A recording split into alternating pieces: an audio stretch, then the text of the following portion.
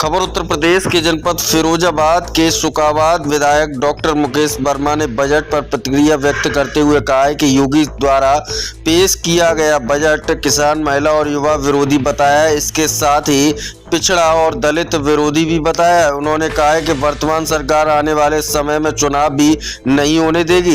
इनकी नीयत और नियति में भी खोट है। विधायक ने कहा कि भाजपा संविधान को भी समाप्त करने जा रही है। इनकी पूरी मंशा आगे चुनाव न कराने की है। उन्होंने क्या कुछ कहा आप स्वयं देखिए हमारे संवाददाता विवेक शर्मा व गौरव मिश्रा की इस खास रिपोर्ट में। विधायक जी, बजट को लेकर क्या कहना चाहते हैं? जो वर्तमान स्थिति है उसके जो मुखिया हैं, उन मुखिया की हम मुस्कुराहट को देख रहे थे और हमने बजट एक पन्ने से लेकर प्रथम पेज से लेकर 39 पेज तक बहुत ही बारीकी के साथ बजट को देखा। सच में जब हम मुस्कुराहट उनकी मुखिया जी की देख रहे थे और हम बजट के लाइनों पर जब निगाह डाल रहे थे तो स्पष्ट रूप से उसमें दिख रहा था कि ये बजट किसान विरोधी है। और सच में जो स्टूडेंट सर्विस के लिए तैयार हैं, पढ़े लिखे बच्चे, नौकरी विरोधी है। जो बेटियां जिनको एजुकेशन के प्रति लगाव भी है और तैयारी भी कर रही है, महिला विरोधी, बेटी विरोधी, किसान विरोधी, नौजवान विरोधी। और हद तो तब गुजर गई जब परम पूज्य बाबा साहब डॉक्टर B.R. अम्बेडकर के बनाए हुए संविधान का इन्होंने उसमें कहीं जिक्र नहीं किया। हद तब गुजर गई। उन्होंने किस किस तरह से गरीबों, दलितों, शोषितों, पिछड़ों, किसानों, नौजवानों, महिलाओं, बच्चों के लिए संविधान में हर व्यक्ति के लिए जो व्यवस्था की थी, उस व्यवस्था पे उन्होंने कुठाराघात किया है। और सच हद तो तब और गुजर गई। भगवान राम कण कण में भगवान राम है, भगवान राम कण कण में है। और इन्होंने 1.5 घंटे तक भगवान राम की चर्चा की, उन नौजवानों की चर्चा नहीं की, उन किसानों, बेरोजगारों की चर्चा नहीं की, अन्ना पशु की चर्चा नहीं की, किसान की फसल जो खराब हो रही है उसकी चर्चा नहीं की।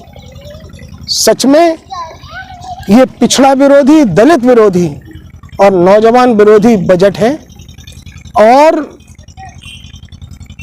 ये वर्तमान सरकार आने वाले समय में ये चुनाव भी नहीं होने देगी। इनकी नीयत में भी खोट है और नीति में भी खोट है।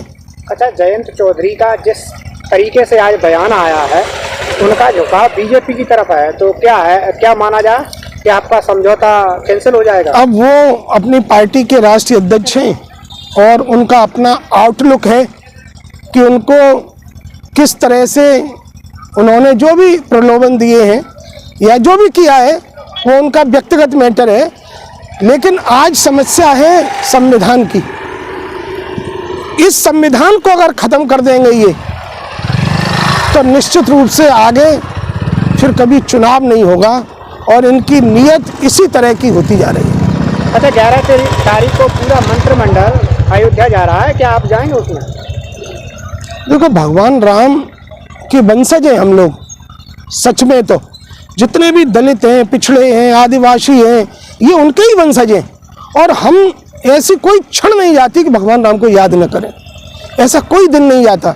लेकिन धूर्त और मक्कार लोग है ना, वहाँ भी कहीं ना कहीं किसी न किसी तरह से मतलब उनका हक खाने में वहाँ भी। तो आप अयोध्या जाएंगे या नहीं जाएंगे? भगवान बुलाएंगे तो हम निश्चित रूप से जाएंगे। और भगवान तो हमारे मन में, हमारे दिल में है। हम रोज भगवान को प्रणाम करते हैं, रोज अपने माता पिता के पैर छूते हैं। और हमारे माता पिता यही बताते हैं कि अगर माता पिता के पैर छू लिए आपने तो फिर आपका कल्याण होना ही है।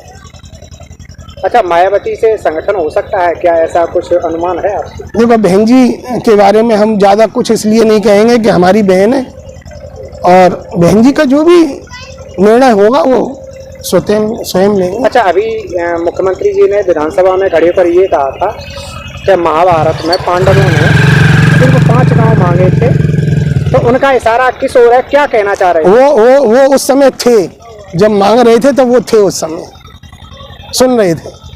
नहीं, उनका इशारा कहाँ जा रहा था? वो सुन रहे थे ना, वो उस समय थे। Thank you.